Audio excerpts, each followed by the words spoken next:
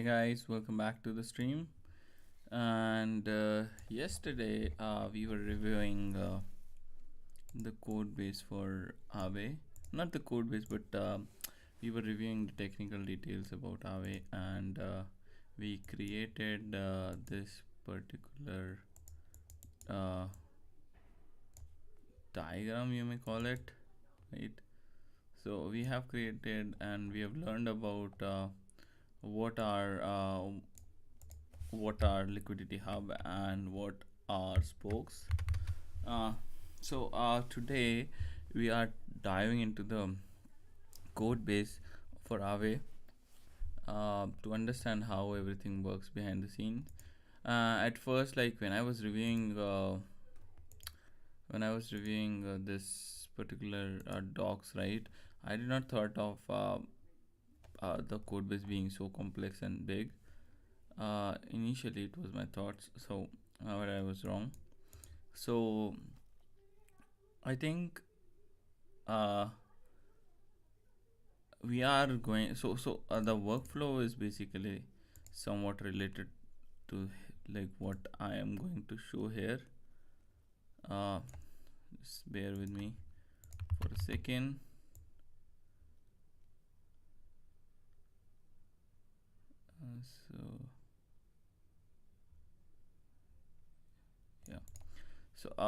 What happens is that users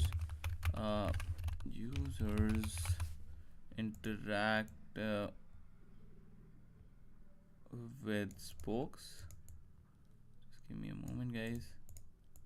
I need to make it perfect. Yep. User interacts with spokes, which then later interacts with the liquidity hub. Yep. So this is how the general flow of interaction works. So of course we are the end users, right? So we need to we don't need to analyze ourselves, right? So what I am planning to do is I am thinking of going with spokes first, and later we can go to liquidity hub. So the idea that I am planning here is that today we'll just try to uh, like we'll just review the code base like on the upper level, and then we are going to deep dive in the later streams, right? So let's just without further ado, let's just go into spokes. So in okay, so within spoke there are a lot of directories. So there are instances, there is interfaces, libraries, and etc. Let's just go with Aave spoke configurator. No, let's go with spoke itself, and I'll make it stick here, right? So let's start with the imports, right? We are having safecast, which is basically used for casting from one type to another. We are using safe ERCs. We are using ERC20 permit, also from OpenZeppelin. And then we are using signature checker, again from OpenZeppelin. We are importing access manage upgradable. This is of course again from OpenZeppelin. EIP 712, we are using Solidi. So this is going to be heavy assembly. Math utils, percentage maths, vadre math, key value list. So generally lists are not bound to keys, so they are like separate, like the value is the key itself, right? So no, not actually, but it's like hypothetically, if you want to imagine, you can assume something like that, right? So moving ahead, we have position status map. I have no clue what it is. Position status map. We have reserve flag map, reserve flags, user position depth, non-sked, multi-call, oracle, and couple of interfaces. So this is an abstract contract. Either also, first quick recap: abstract contracts are the contracts which are where one function is not implemented or like is required to be overridden. So handles risk configuration and borrowing strategies for reserve and user positions. Okay, handles risk configuration and borrowing strategy for reserves and user position. Handles risk configuration and borrowing strategy for reserves. Okay, each reserve can be associated with separate hub. So when we see what are spokes, so they manages asset types and risk profile, which is what is written here, and user interacts with spokes while these modules draws liquidity from the pool, right? So we are, give me a second.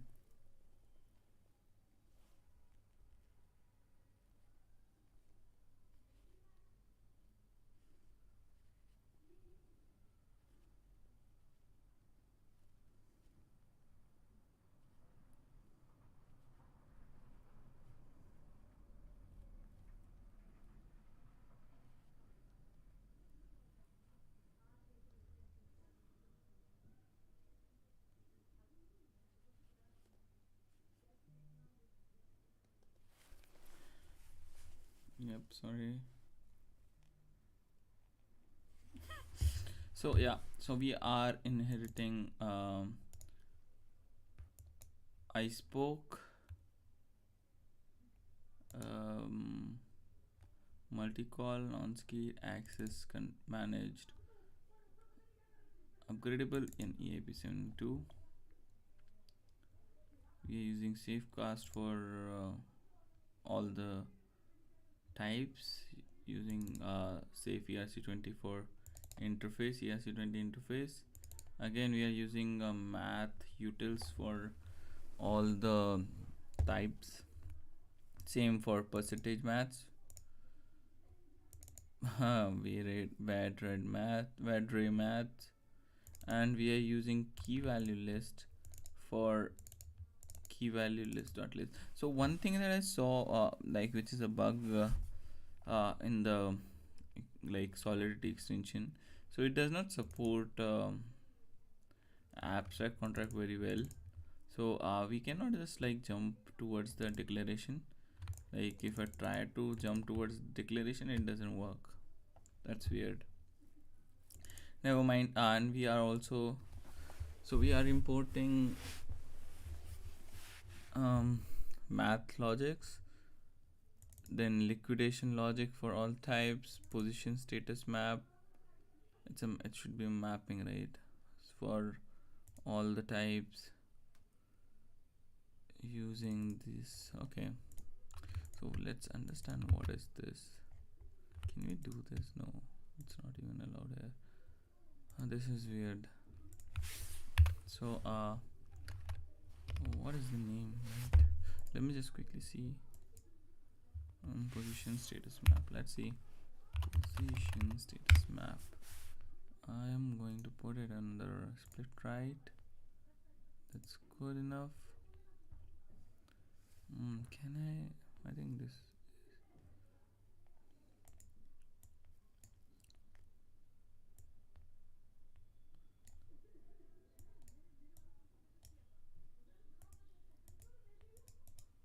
Wait a second, I'm trying to fix it.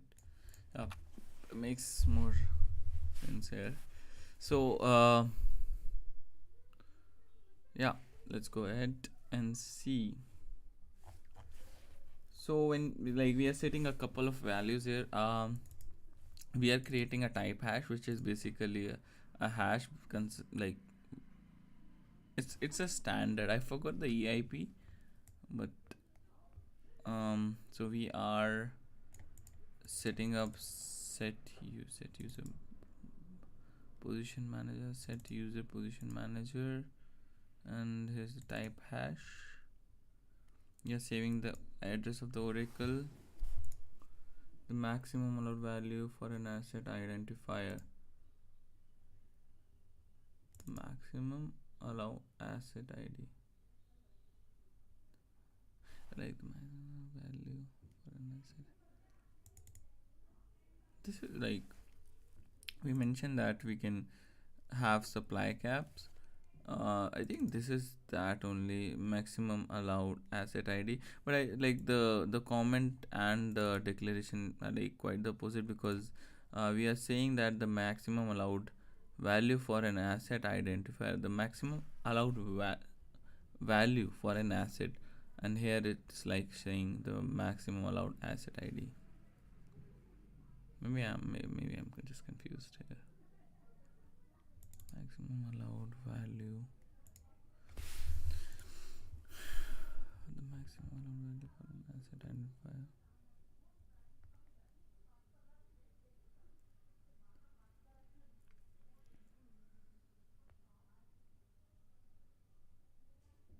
Okay, I think it is like what ID can you choose? I believe that's that. Okay, let's see it later on. So the max allowed collateral risk, the maximum allowed collateral risk for reserve expressed in BPS example is 100%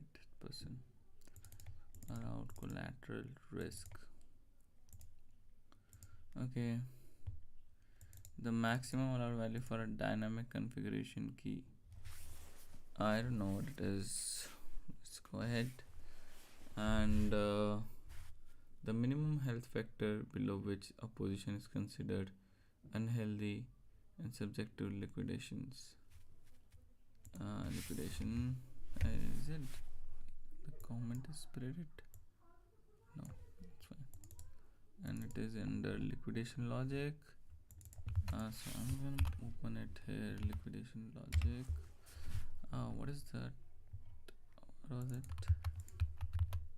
And which is 100. Like basically it's 1.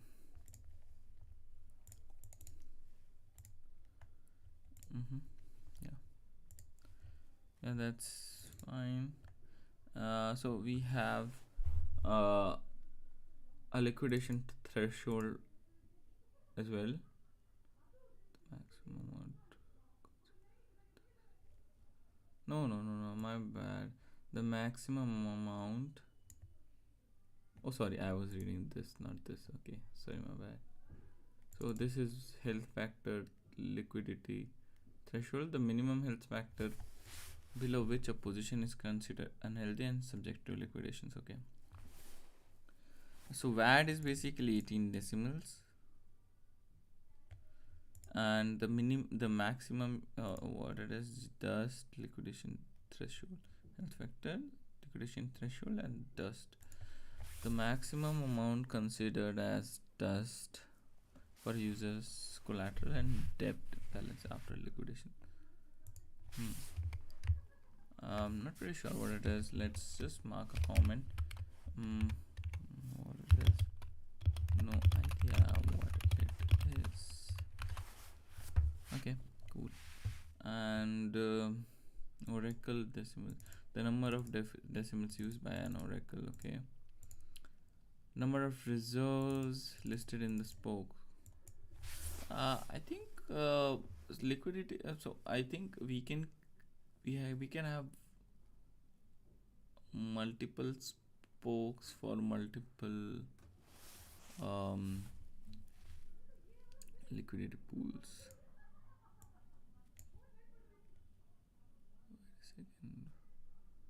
Where was it? Yeah, spokes are multiple. Yep. Yeah, so we can have multiple spokes. Yeah, so number of reserves listed in the spoke. I mean, when we talk about reserves, right? I think that is number of assets. Like, I mean, what could be that? Let's basically no. I think it's not even needed here. We can just simply do this, right?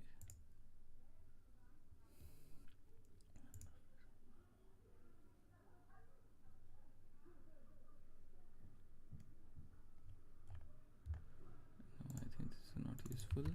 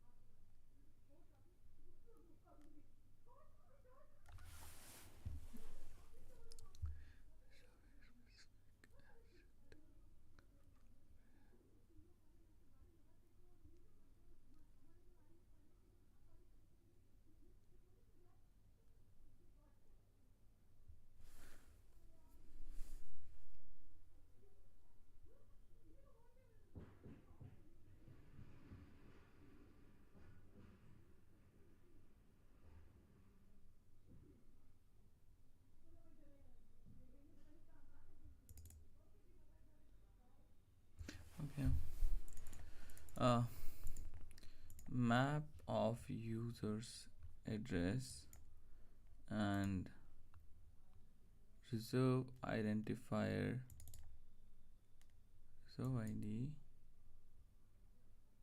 to user positions. What are user ID? Where is it defined? Oh, sorry, it's like sorry, my bad.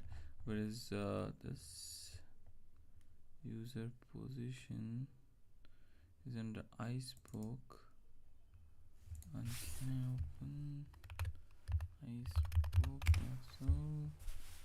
And that is what were we looking for? User position.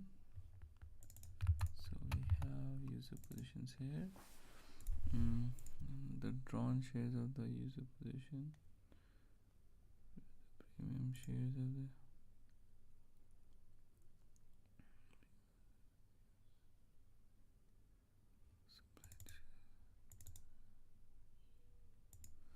Okay, so we have this struct which basically maps addresses to the user's position, and we have a mapping of user addresses to their position status. What is position status? Sorry, my bad. I think no. Okay, my bad. Which is user position status data, the map of bitmap bucket, and then we are map of bitmap bucket for the user position.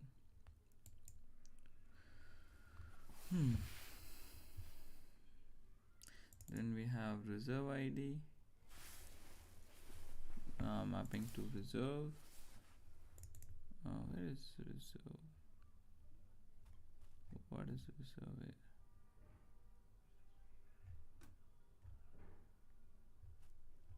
Oh my god.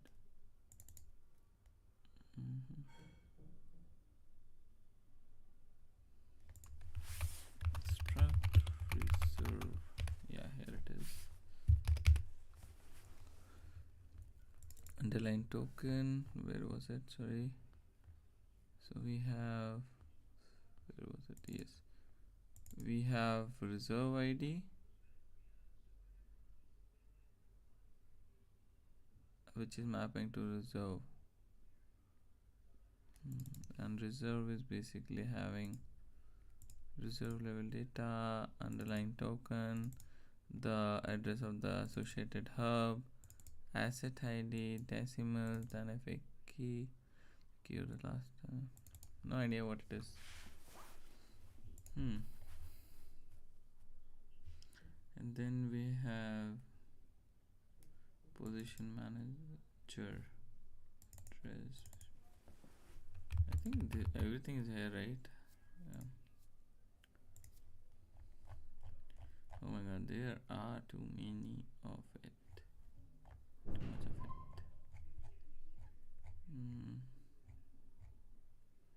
Not actually. Yeah. And then we have mapping of reserve identifier and dynamic configuration key to dynamic configuration data. No idea what it is.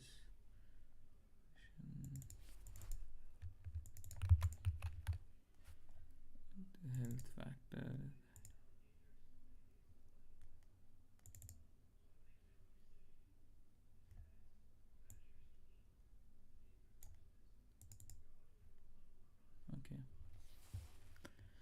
Okay, so we have a map of hub addresses and okay, so we have like couple of mappings which bounds users address to position data and position status. We also have reserve IDs which tracks data for like the actual reserves. Position manager, reserve ID 2. I don't know what it is. Dynamic configuration. We have liquidation configuration, etc. Yeah, there are like too many things that I really don't understand at the current point in time. But let's see.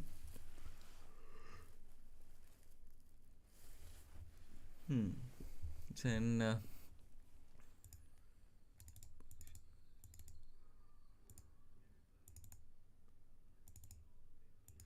then we have this modifier that checks for position manager,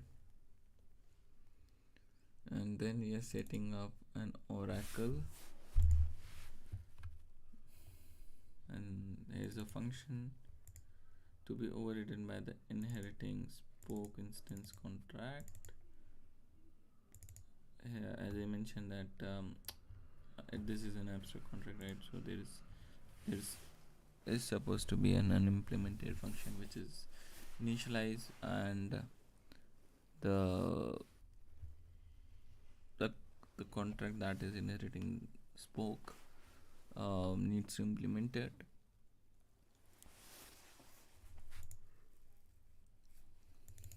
We have update liquidation config, which takes liquidation config, and which is it there? Ah, it is there.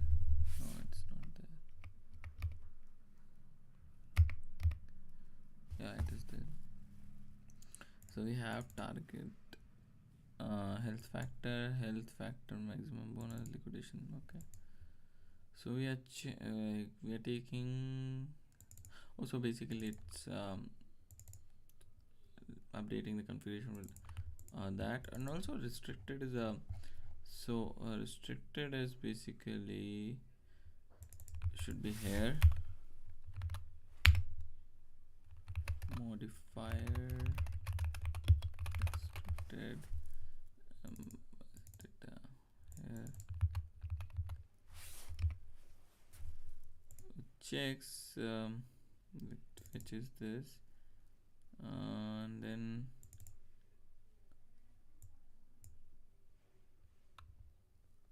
okay.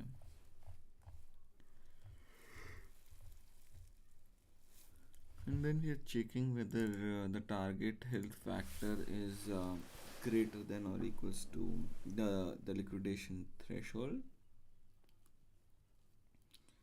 and we are also checking whether the bonus factor is less than or equals to the percentage factor.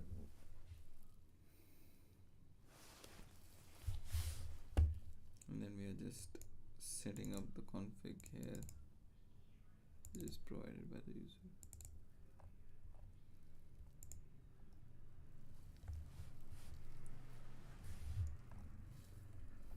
And then we have add reserve. So I think this is the most important part here.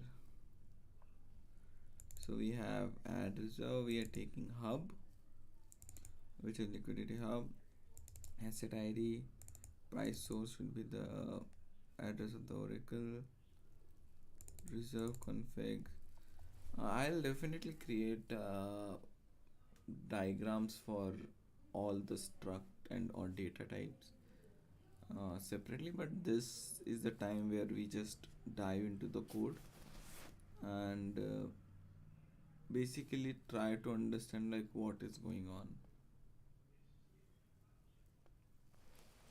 So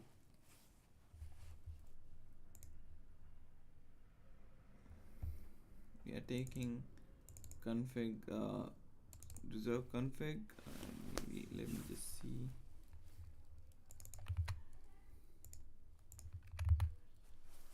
Here is reserve config.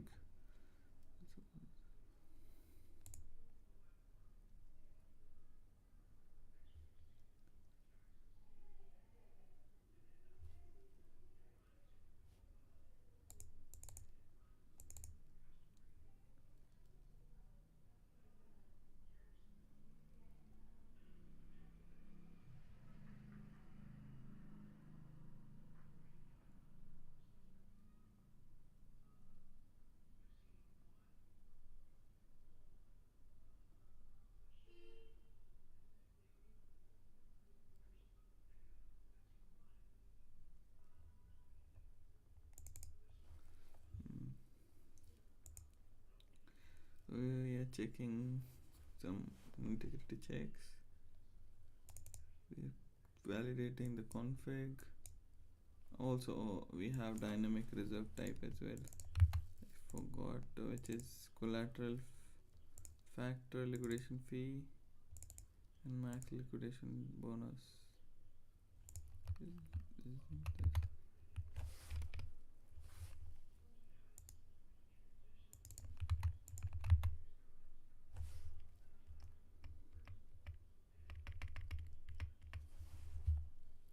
Yep.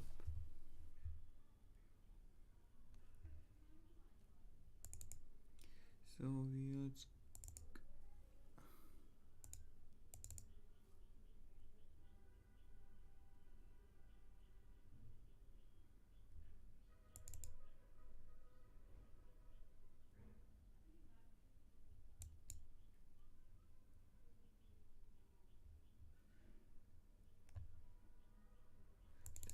key config your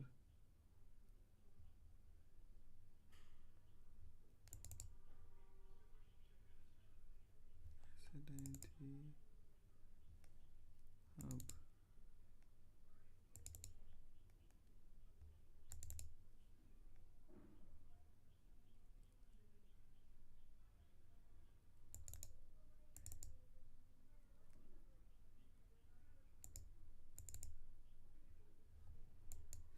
Okay, so the assets that we are adding to the reserve needs to be whitelisted.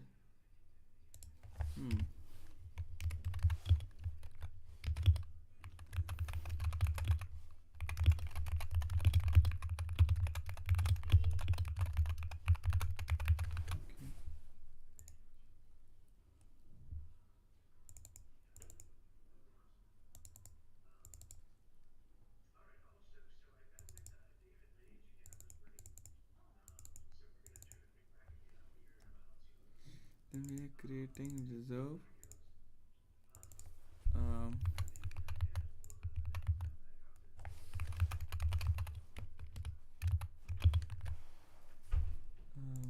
Which is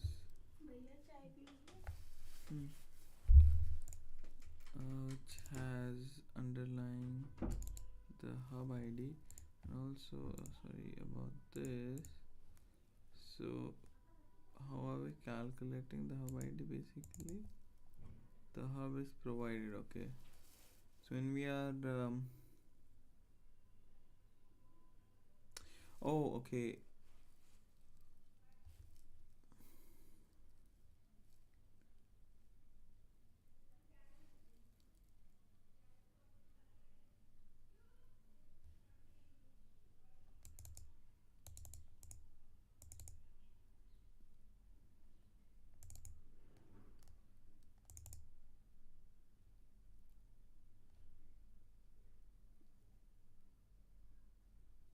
we are taking asset ID and the hub. Asset ID needs to be the ID of an asset under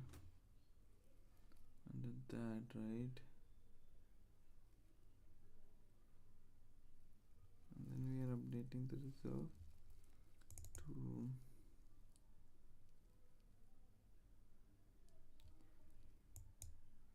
ID dynamic key config collateral risk, and there is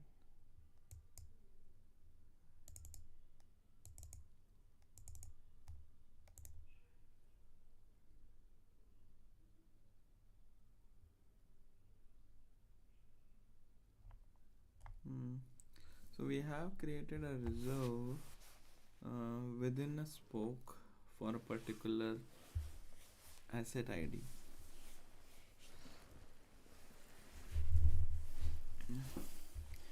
To be honest, I'm not really getting majority of the code. It's really typical code, I would say, at first, because of course I am not used to this code base, right? But things will make sense for sure after some time.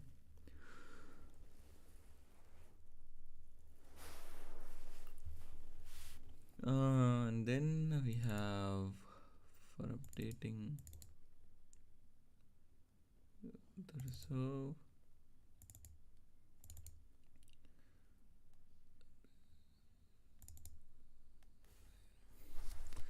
So I think the majority of things are like happening in the structs, right? So I think the best idea is to actually understand what are these structs like after once we walk through the code. So here we are just updating the reserves. We are taking the ID of the reserve, reserve ID, then the config, and then we are getting the reserve details, and then we are updating everything. Yeah, update price sources should be the. I really don't get what it is. Update reserve, like dynamic reserve config. What else? Dynamic. Let's understand what it is. Oh, okay. It has collateral factor. The process.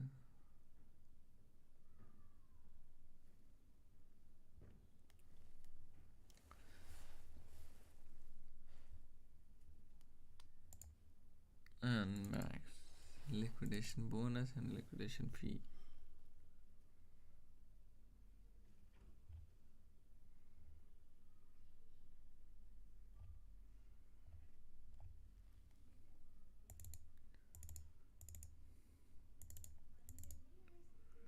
We can call supply here. It basically gets the data of the reserves. Reserve position on behalf of, liquidating on behalf of. Then we are adding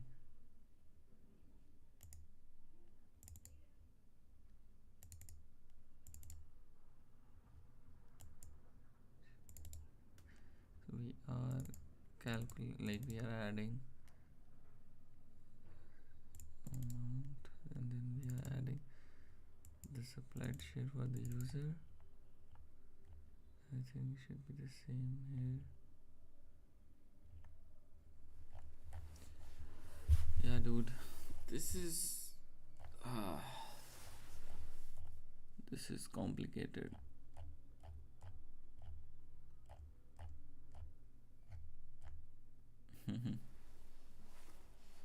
Yeah, just give me a second. Okay, let's just try to understand these structs, because I think I'm not getting most.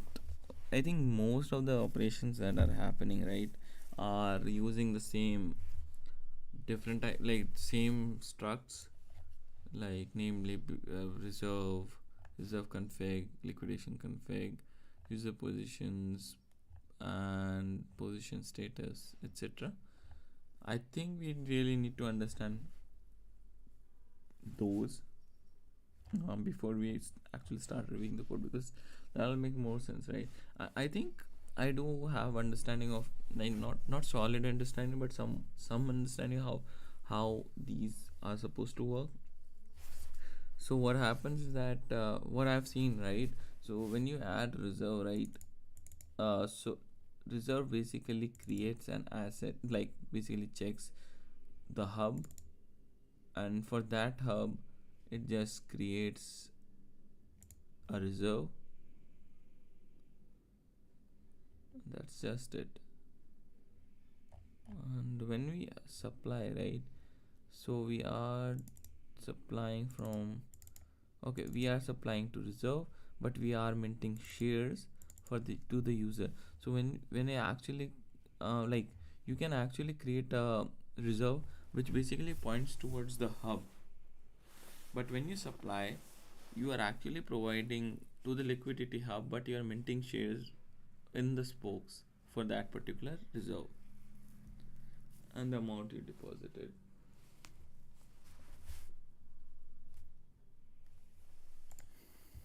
Okay, I think we should understand. Let's just do it. I'll just create. Just give me a moment. I'll just create.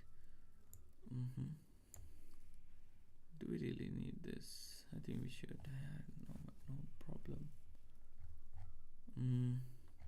Yeah, let's start with reserve for sure.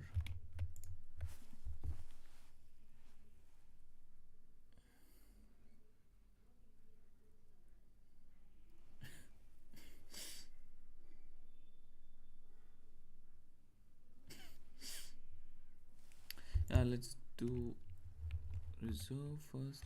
So I think I'll just wait a second. I mean, sometimes it's like too hectic to screenshot, as because it'll have too much of data.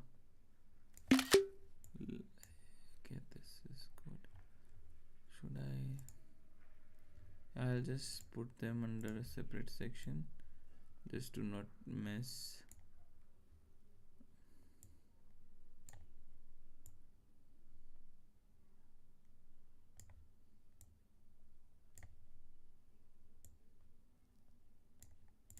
Yeah, looks good. So yep, we have, and I think this will really help us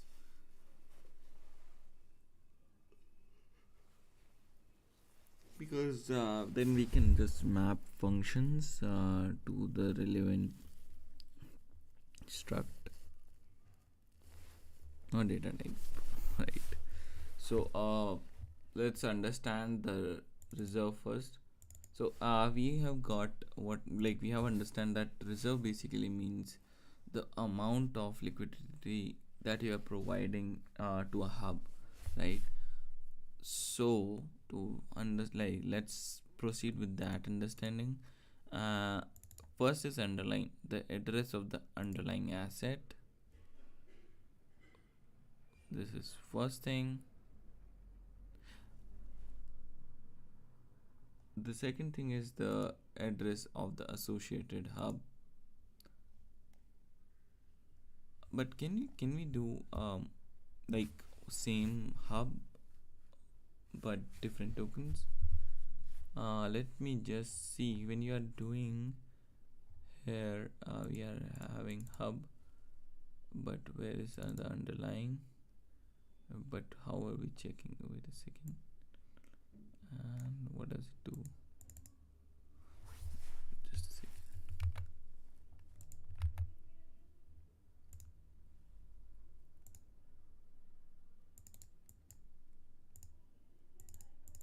I think it is. Never mind. It's fine as of now, since this is something that we'll look later on. So we have the underlying token, the hub, that is what we are referencing towards the underlying token, the asset and the identifier of the asset in the hub. I think this is the identifier of the token. The we should be passing the identifier. Yes, we are passing. Yes, identifier. Then we have decimals, the number of decimals of the underlying assets.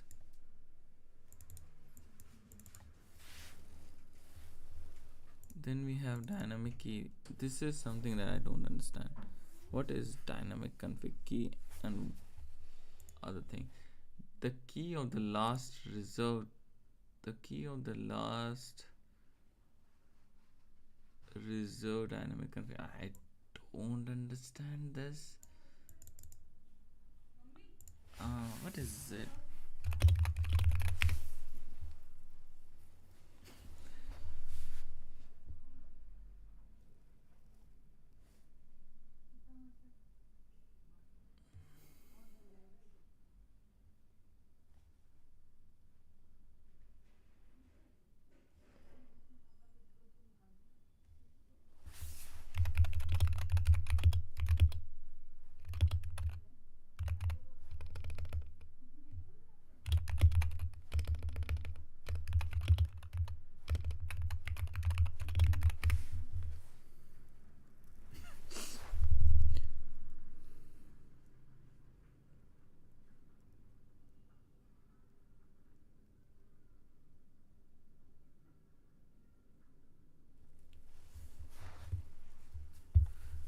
Reserve key, dynamics, interest usage.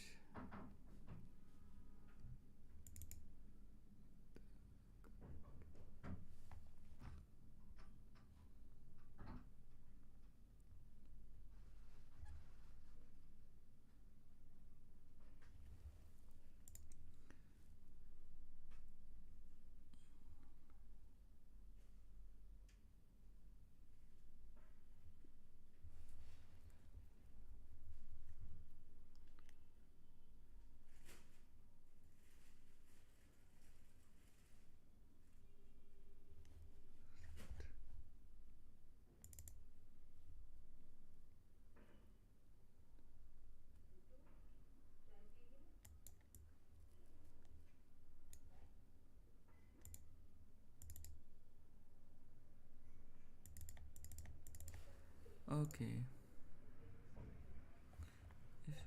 There was a function, so config, then we are updating the config.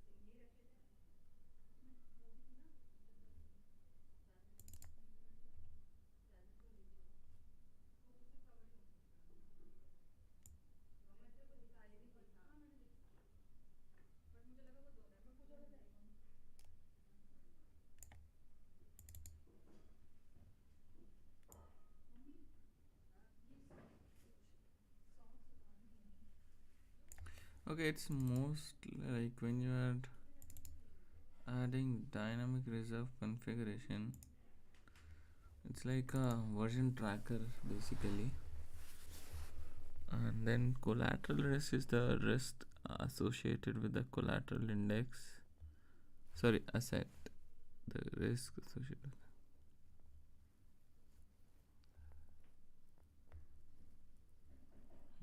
Okay,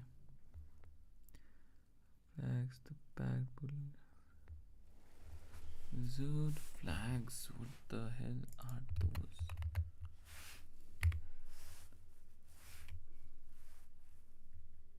Type is just a event.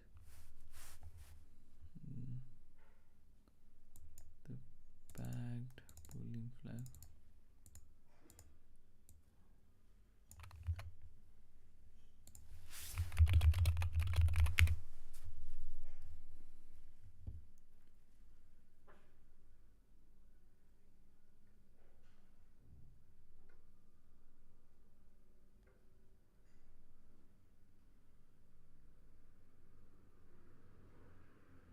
Okay, so let's just understand it here. I can zoom into it. So let's create things here.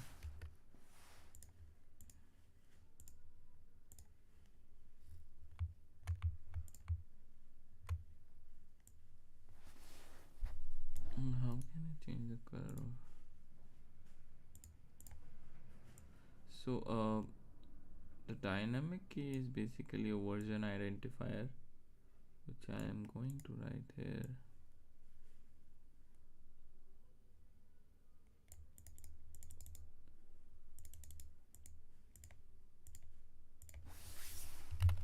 Version identifier for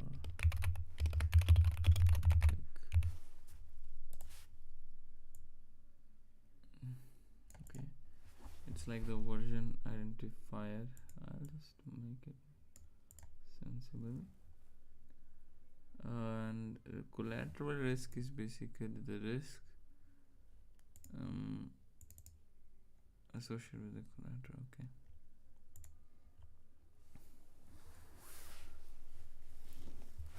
The next is reserve configuration, subset of reserve struct.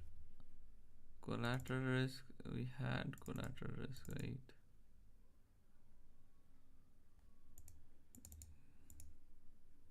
Why do we have two different collateral risk? Yeah, it's weird.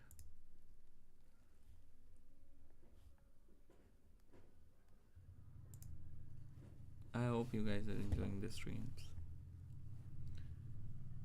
The risk is with the collateral asset.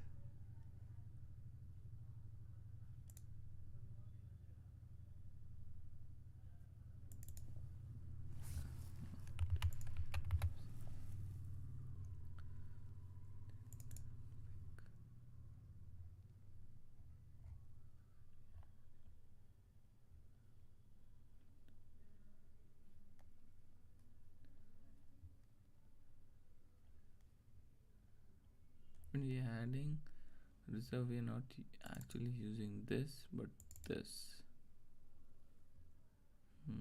And when we are, where are we using this?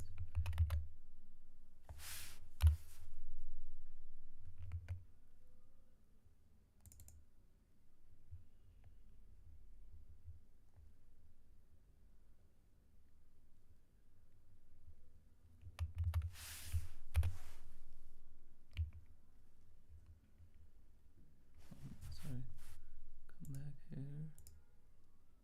Oh, okay, we are doing here flags, doing collateral risk dynamic key, but you're taking this now. You're taking this and converting it to this. Config collateral risk. Okay, so basically we are using the reserve config to actually create the config here.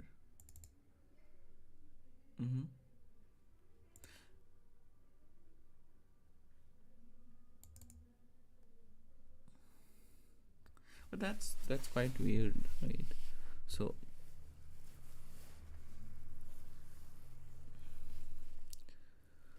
like, why do we need to do so? Like, why? Only if I knew the answers. And then we are doing int 8.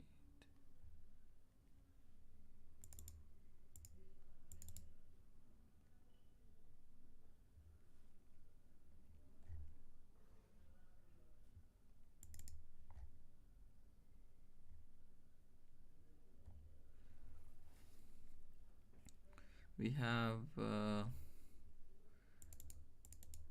different type of states here, which is pause, true if all actions are prevented for the reserves, frozen, true if new activity is prevented for the reserve.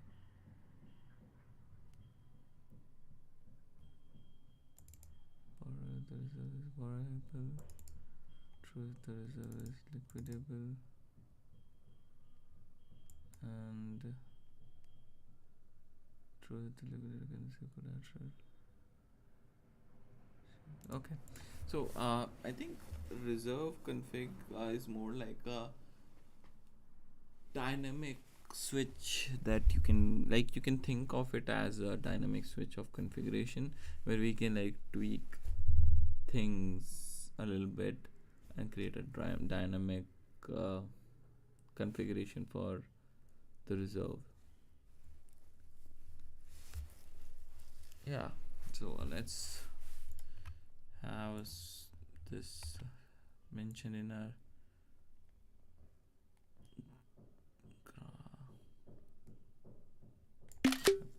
it's here.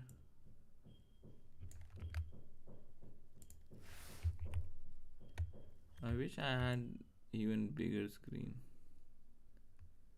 Like whenever I go on call, like a lot of people are pissed like how small the size of the font is, and I know guys, I've seen this firsthand. Like I know my text might not be visible to a lot of people, but I don't have an option right now.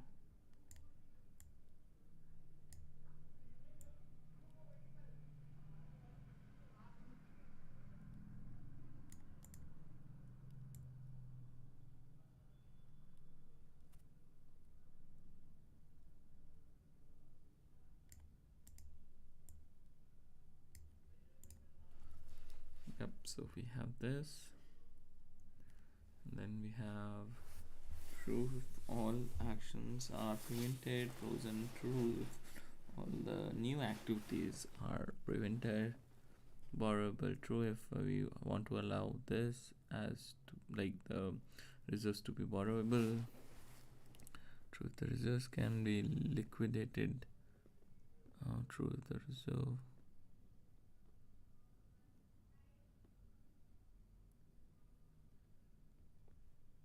I think this liquidable is basically um, the shares, I believe. Like basically, you can. I really don't know. Like, what does it mean? Like, if you wanna enable liquidations or not. But why would they not want? Right. Let's understand what does it mean.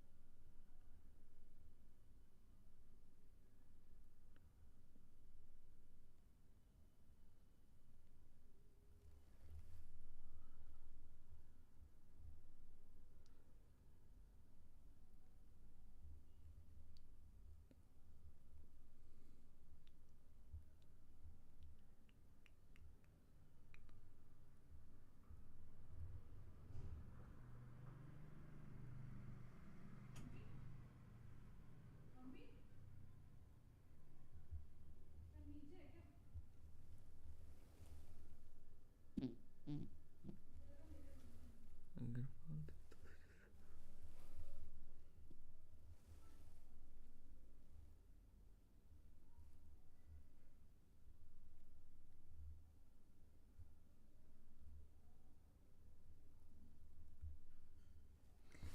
Hmm.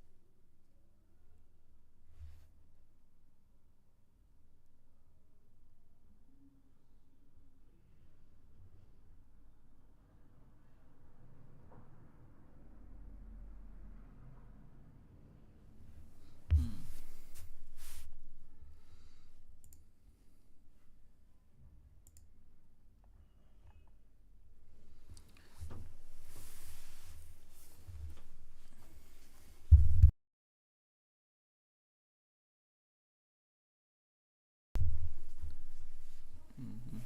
Yeah. So okay, I do understand now this.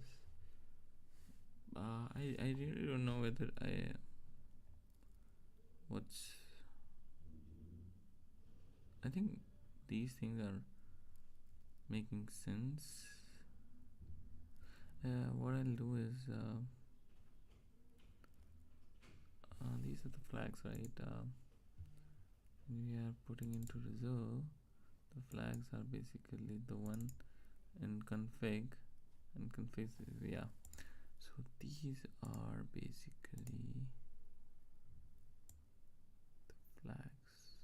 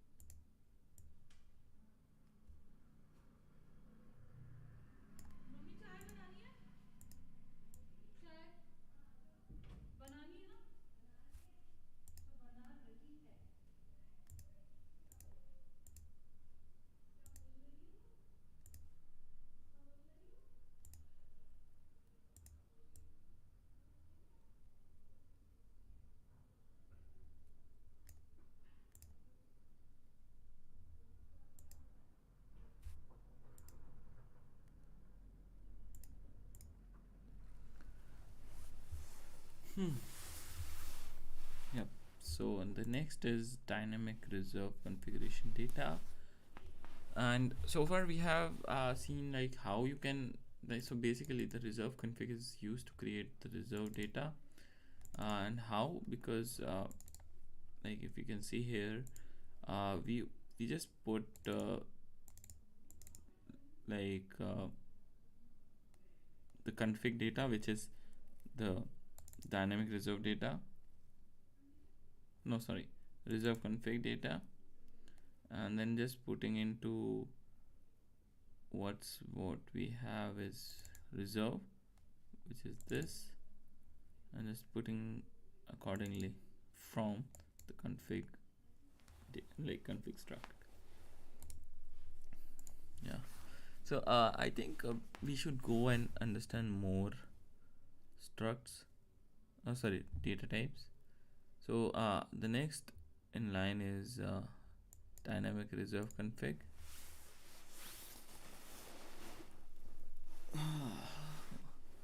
It's very cold down here, and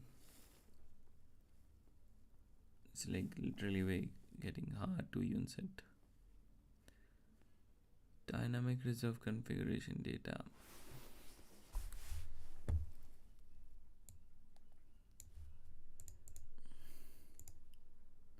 I mean, why do you even want to make such long comments? Like you can have multi-line comments. So like, so not there. Dynamic reserve configuration collateral factor. The proportion of the reserve value eligible to be used as collateral. So we have a reserve, like once we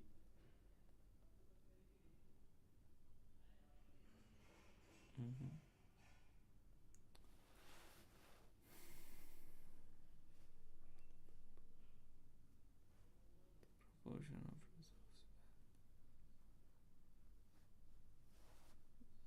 how much of the total liquidity of a liquidity pool for a reserve to be used as collateral. The proportion of reserves value.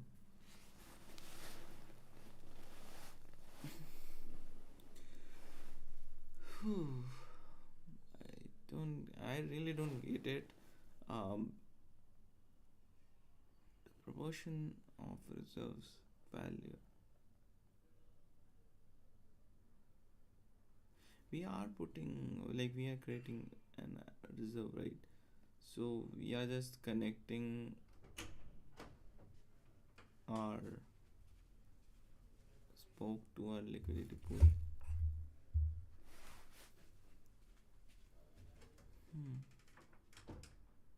Let's understand what it is.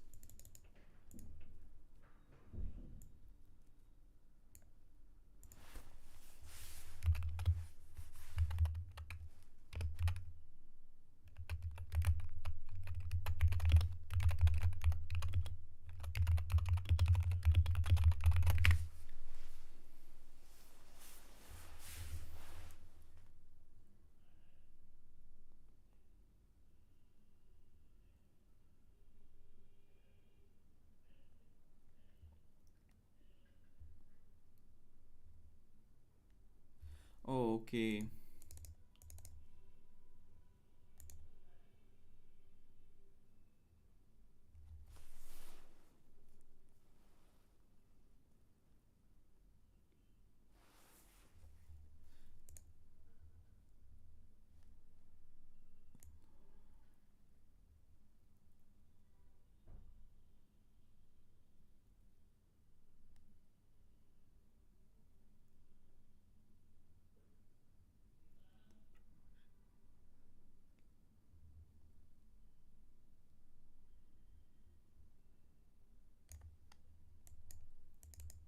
Like this is basically the amount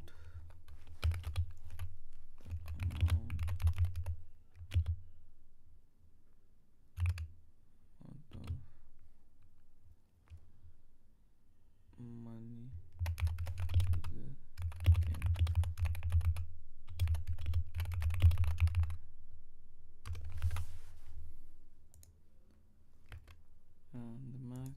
maximum extra amount of collateral given to.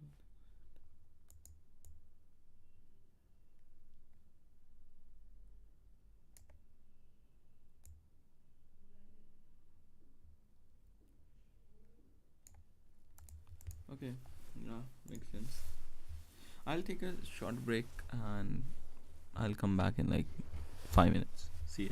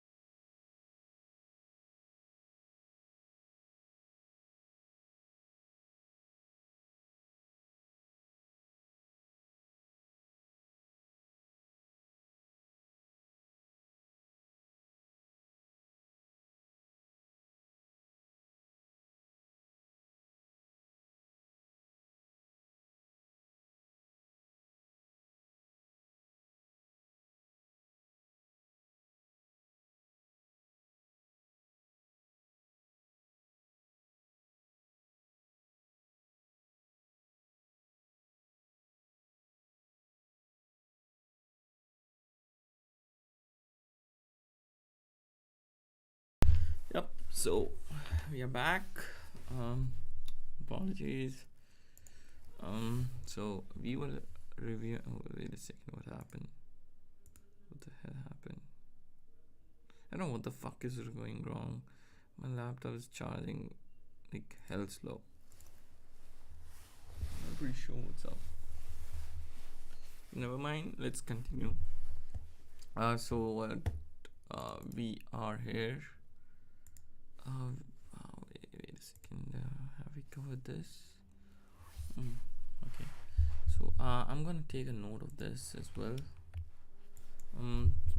The maximum amount of collateral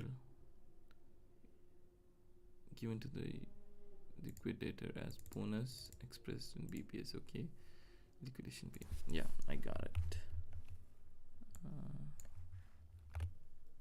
Wait a second. I don't know what the fuck is wrong here. Every time I try to screenshot, it'll pop up the reference. It's like every fucking time.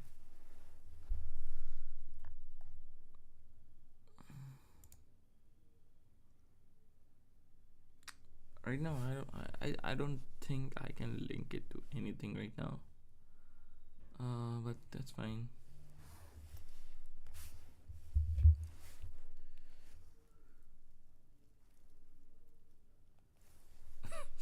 Yeah. Moving ahead, we have collateral factor, liquidation bonus.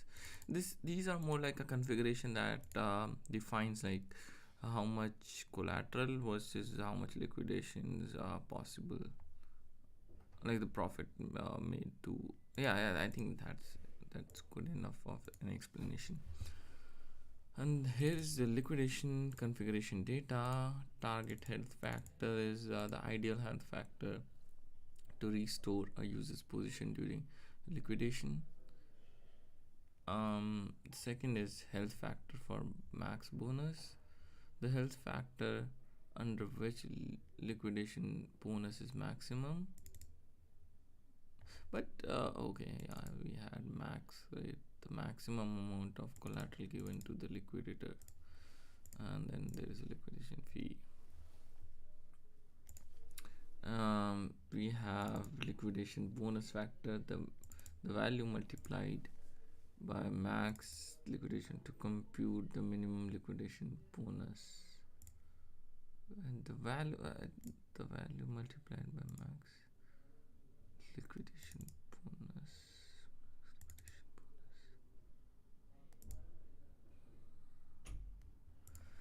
Yeah, so there are like two different configurations. So in dynamic reserve configuration, we are declaring the max liquidation bonus, which is like the max a liquidator can redeem out of a position, and here we are like declaring the health factor for max bonus is the health factor under which liquidation bonus is maximum. So we are not defining like whenever we try to calculate the health factor, like if it reaches a certain point, I think then the max liquidation bonus will be activated, and liquidation bonus factor is basically the value. What will be the value here? The value multiplied by the max liquidation to compute the minimum liquidation bonus. I'm not pretty sure about what this is. Like how does it work basically? But let's just kick it off.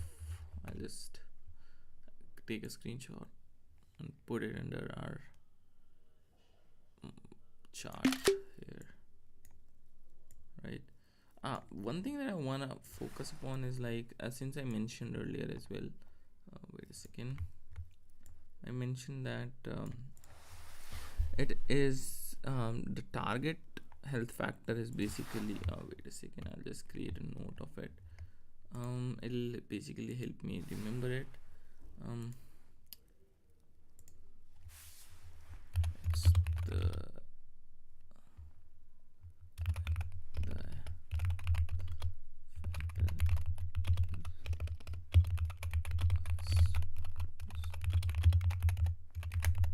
okay, and just keep it up here, and then I'll have it here as well, like if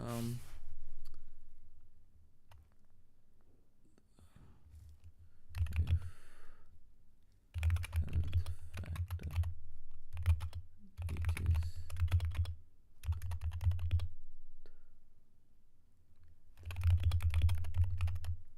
unlock maximum amount liquidation.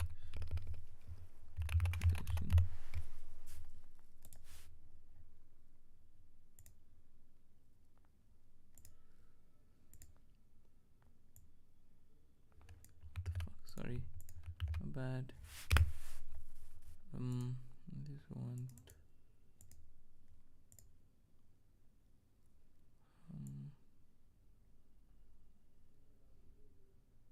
Where was I? Yep. So it's not this, but rather this.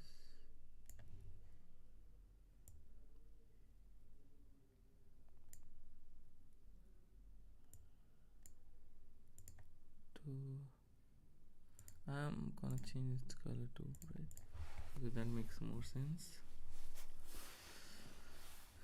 Yep.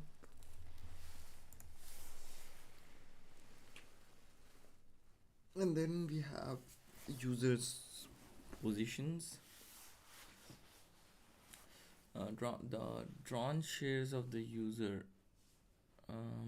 Like how is it, like how much the user has redeemed so far?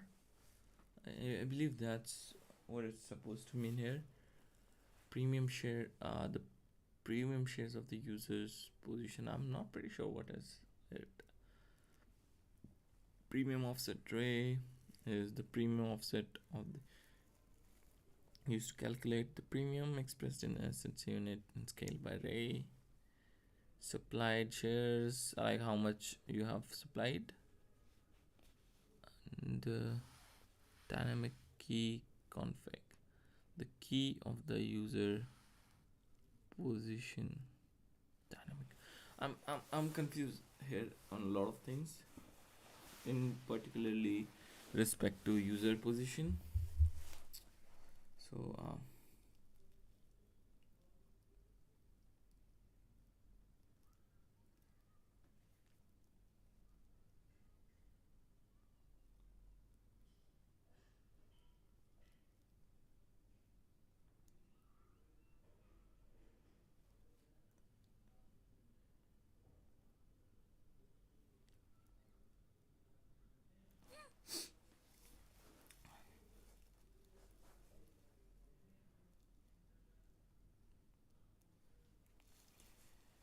yeah, I'm like confused here.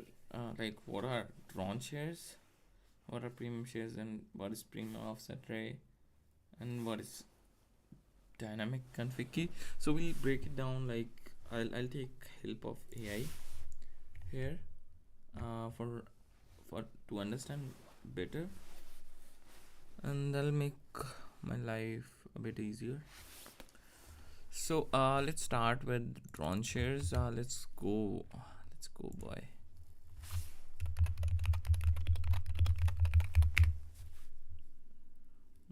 Are we still streaming? Yes. So what I keep coming back to the tab where the stream is happening, because there is some issue with the stream breaking down even before me ending it, so I need to keep track of that.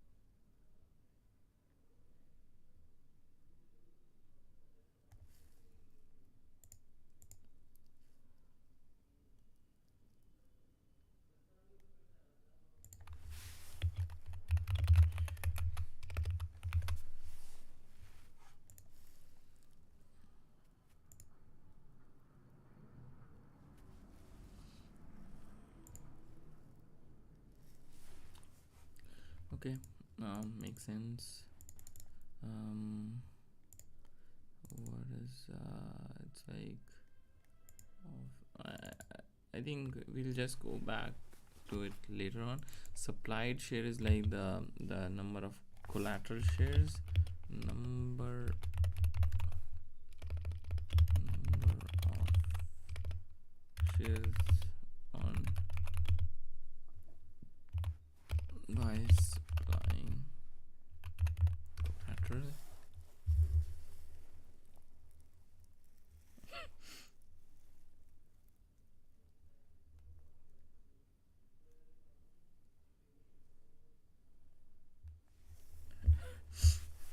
Dynamic key config. Can I do this? Yes, I can do it.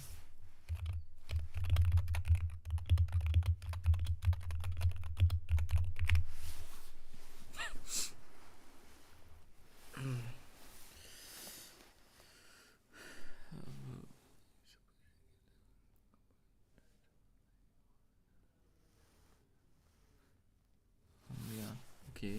So it defines the dynamic config key, which was here, which actually defined like what is the state and what is the collateral risk. I'm curious. Okay, I missed one thing. I did not look into how does collateral risk works, but I think everything makes sense so far. Let's just go back. I don't know why I overlooked it, but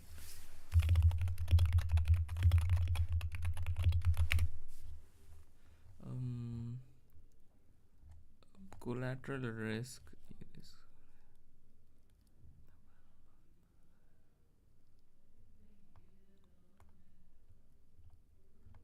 okay. It's simple.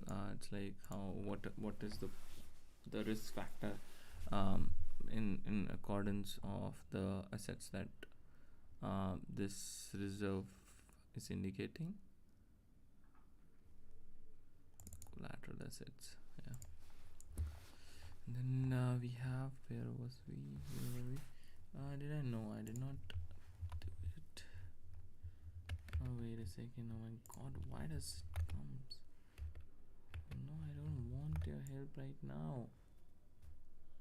Maybe later. So this is done. Let's put it here. And let's do it here.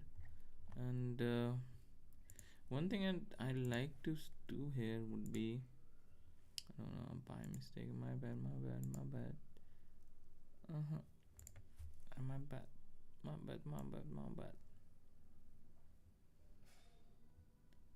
Where was it?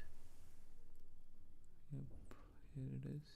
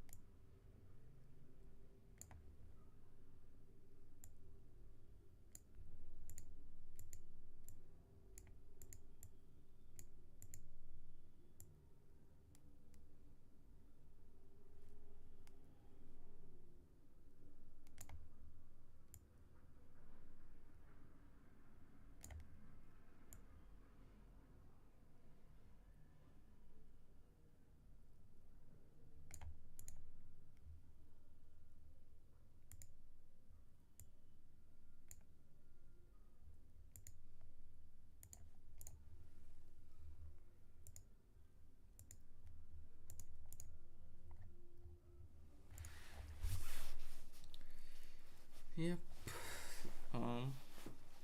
So I did create a relationship between the dynamic config key and we have, wait a second, just give me a second. Yeah, so then we have position manager config, and I think the position manager config takes address of the user, approval, the mapping of position manager user approval active, the position manager is active.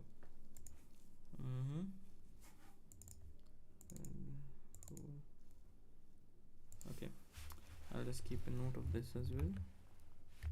I don't want your help right now.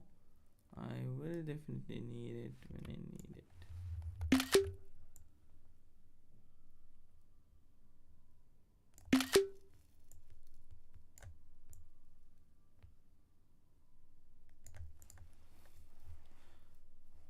And the position status is the bucket ID, the map of bitmap buckets, and what is the bucket ID, and then UN, the risk premium of the users. Let's understand what is risk premium. By the way, there was collateral risk.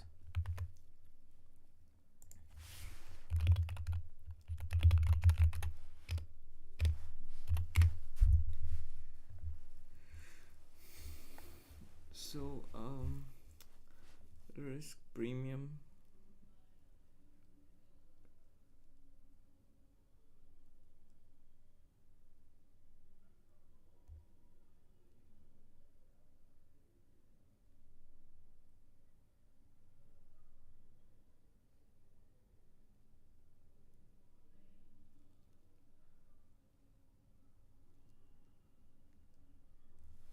okay, but I'm not understanding what is this. There's a mapping of a bucket ID to a int map.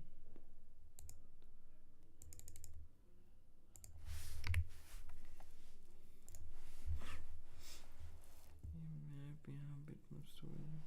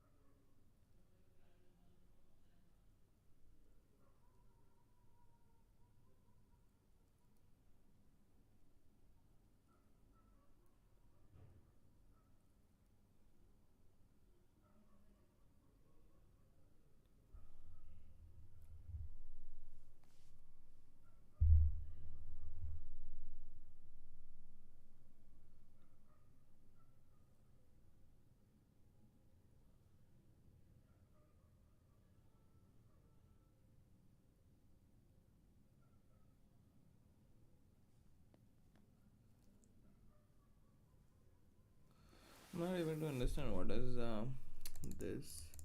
I'll leave it open for later understanding, so I'll make a note of it. And risk premium is the amount on top of the general premium that the user needs to pay if the risk factor is more, right? Not the risk factor, what was it? What was it called? Let me just quickly see. If the collateral risk is higher, right? Was it the collateral risk, right? Risk premium.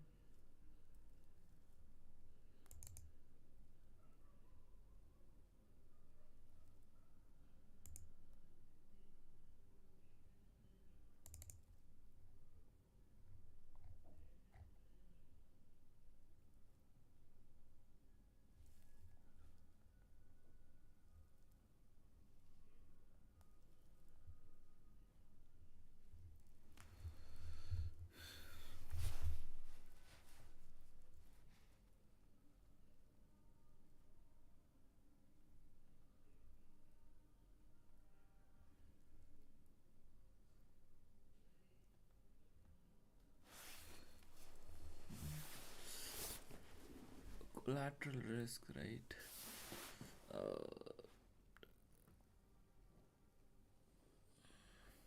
I think it should be collateral risk. So,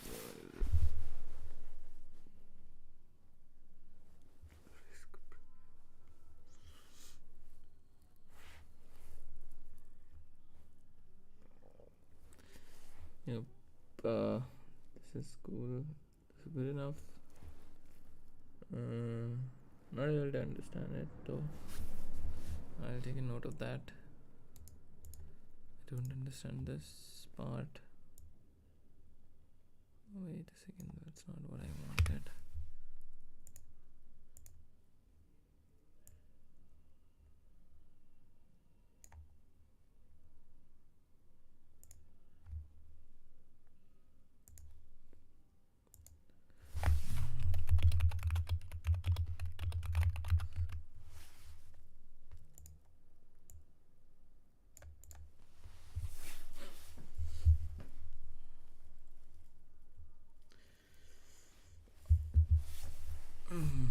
Okay, and risk premium is basic. The risk that like if the risk premium is high, like more like greater than 0, then it'll be add up to I think the premium shares.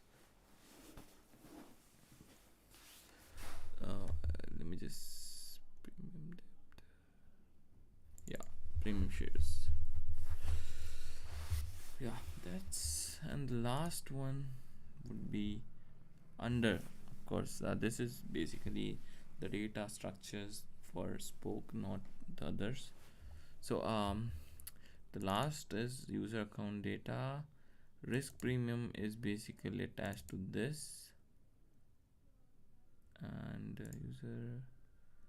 the risk premium of the user expressed in BPS, average collateral factor, the weighted average collateral factor of the weighted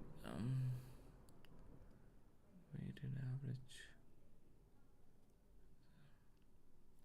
and the factor total collateral, the total collateral value of the user position expressed in the currency, total debt value, the total value of the user position expressed in the units. Okay, that's okay, understood. Active collateral count, the number of active collateral, which includes reserves with collateral factor. Oh, what was collateral factor, dude?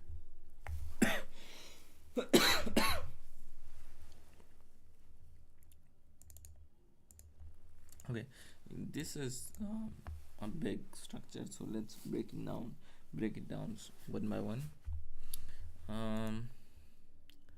Risk premium is something that we studied here, that this is the amount of extra premium then the user needs to pay if the collateral risk is high, which is greater than 1, greater than 0.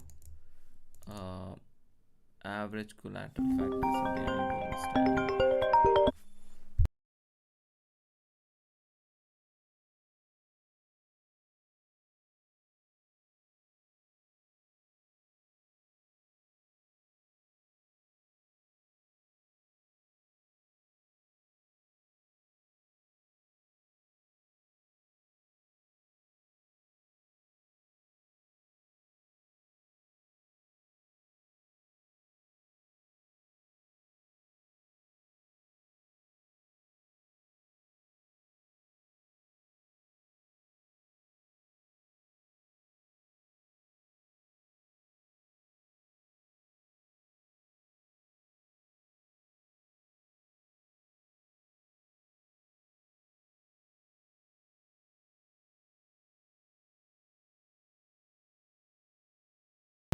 We are trying to understand what is average collateral factor.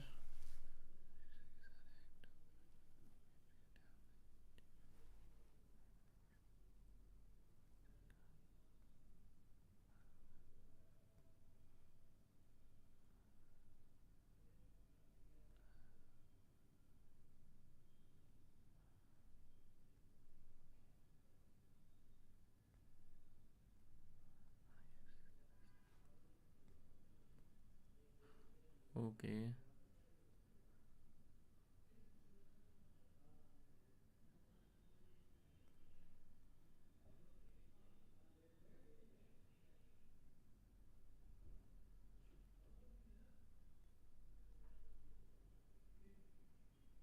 Hmm.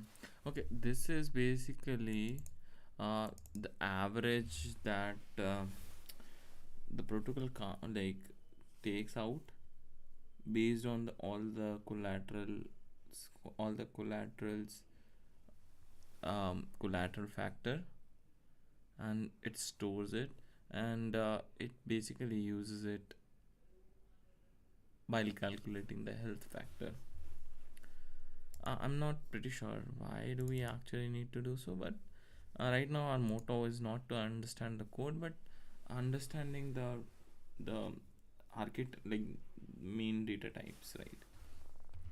So I'll just take a note of it. Um, I haven't gone through health factor. The health factor. Okay, this is understood. Total collateral value. The total collateral value of the user position. Okay. Is it like the is it across all the collaterals? Is, mm,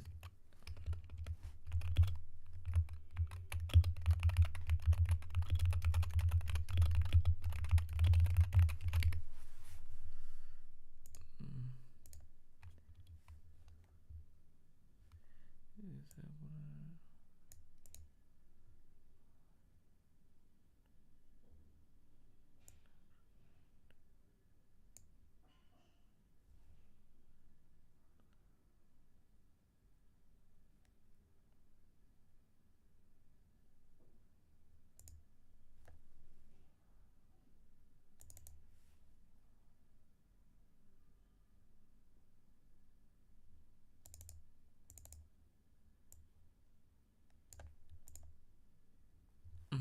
got it.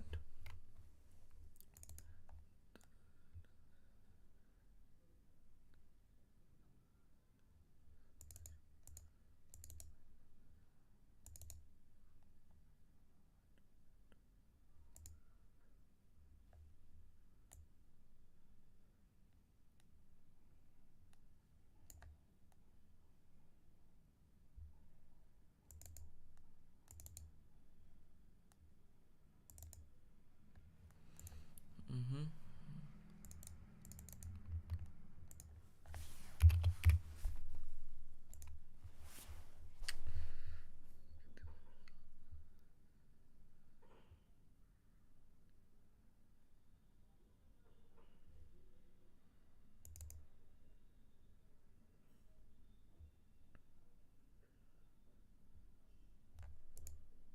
Okay. Sorry. I'll take a note of it. I'll just.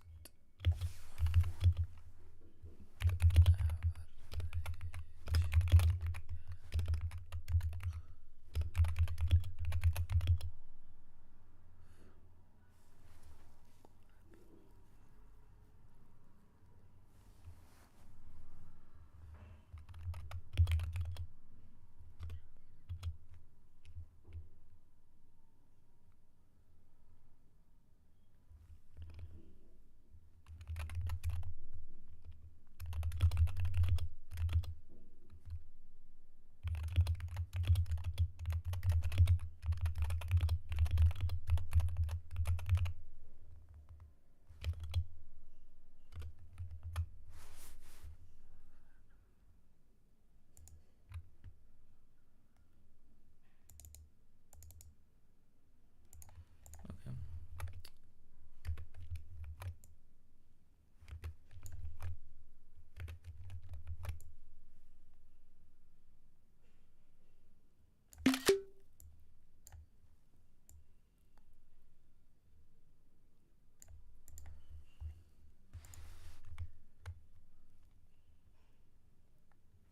Need to create a connection between here and right here.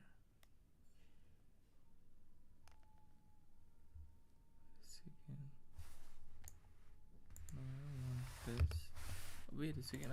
Like, okay, let's try this. Where is this? Here, this is here. I can create, like, send it here. Can you come here, please? Okay, thank you. And then I'm doing it here, and I'll just create the type to be like this.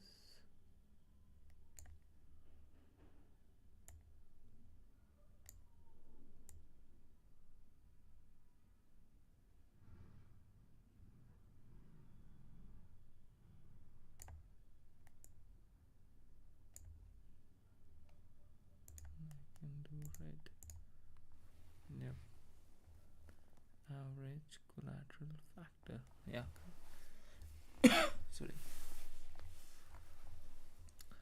This is cool. Yeah, we have gone through everything now. So just to give you a recap of user account data, risk premium is the amount of premium that they need to pay on assets which have risk factor of above 0, and collateral factor is basically how, like, the average of all the collateral factor among all the collateral they have deposited, and we are saving the average of all the positions here. The health factor is basically the health factor of a position, and total collateral value is the amount of collateral that the user has deposited in the spoke. Total debt value is the amount of debt that they have borrowed within the spoke, and active collateral count is the amount, the number of collateral the user has provided, and borrowed count is the number of reserves the user has position open. Yeah, so these were those. I am seeing if they have. Okay, I think that's only it. Let's go back to spoke. Apologies.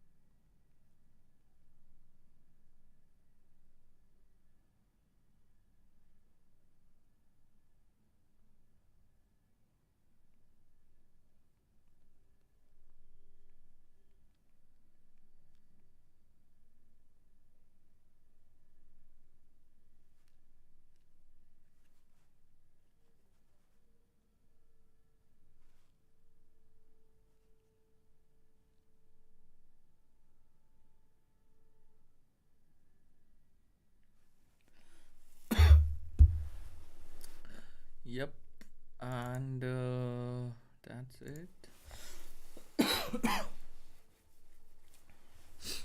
Mm-hmm.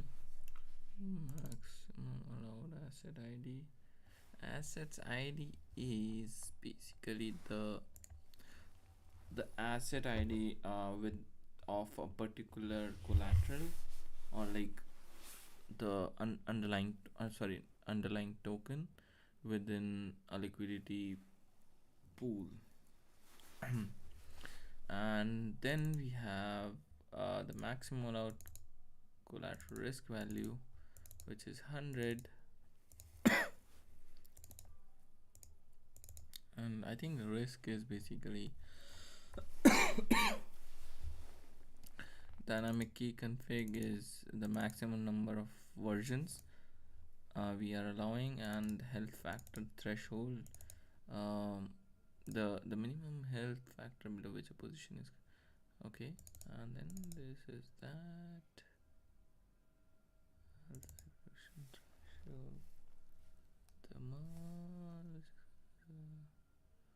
the where was it? I think it was in under user, not user position, liquidation config. Yes, health factor. No. Max liquidation bonus.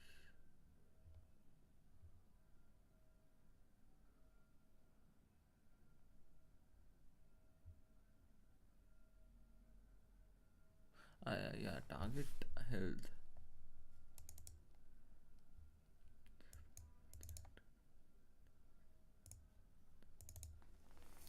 Yeah.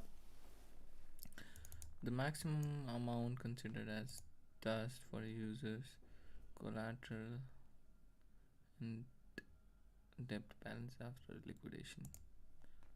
Okay. Oracle decimals, reserve count, the number of reserve listed in the spoke. I now get it. Map of user address and reserve ID to. Okay, user positions is basically here. No, not this. Here.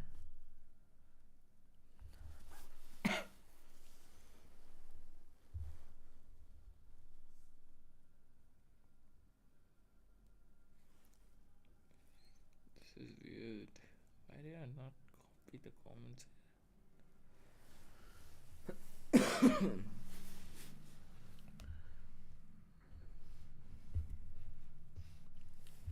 Yep. And then we have user position status. I don't know whether it was in there or not. Position status.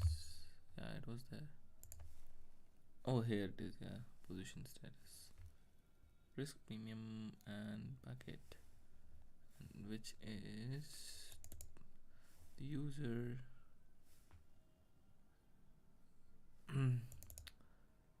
Position status is like how are we using it? Yeah, we'll see it later on.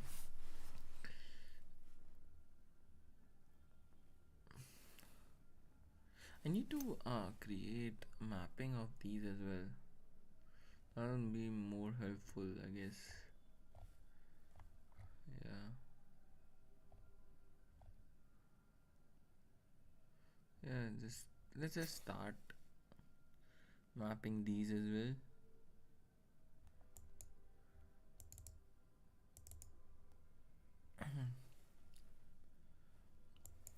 Sorry.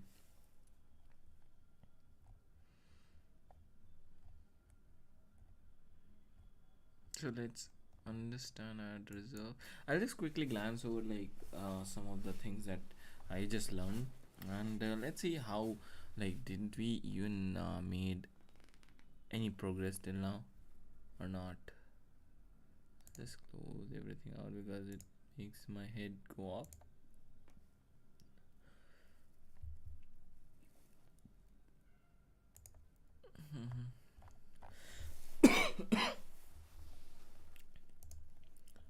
Yep, let's read a random function liquidation call.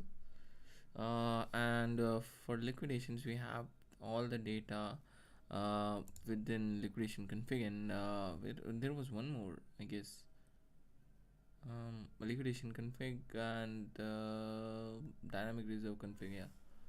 So we are calling get reserve. I think reserve config, and we are checking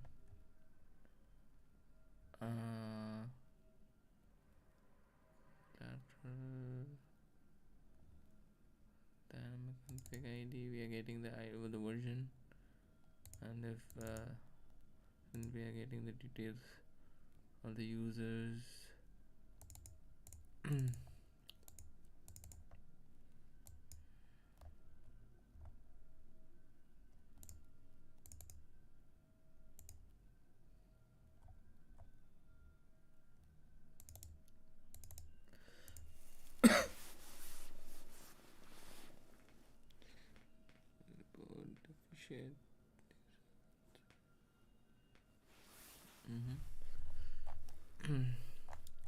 Yeah, this is the cool. Permit reserved. Yeah, no, this is protected.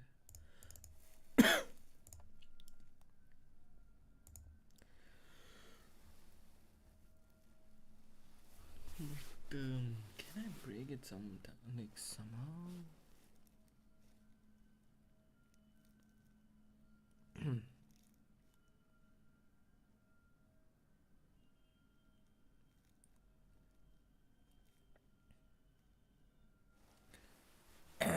Yeah.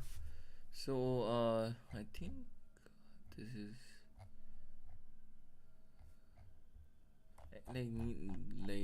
below there are like the simple getters. Although we really need to understand all of it, and there are internal functions as well. Yeah, but uh, so for this stream, I think we are good, and today I'll also have another stream where again we'll just deep dive and just map all the data types of this contract. Yeah, I haven't been streaming like for longer durations because I was like constantly busy in some things or the other. But I am trying to make it a habit that I stream at least 6 hours a day. I think that is more than sufficient, and that is really good when you are starting it out, right? And I think I'll I'll stick to that, and let's see how it goes, and then I'll see you in the next stream. Bye bye.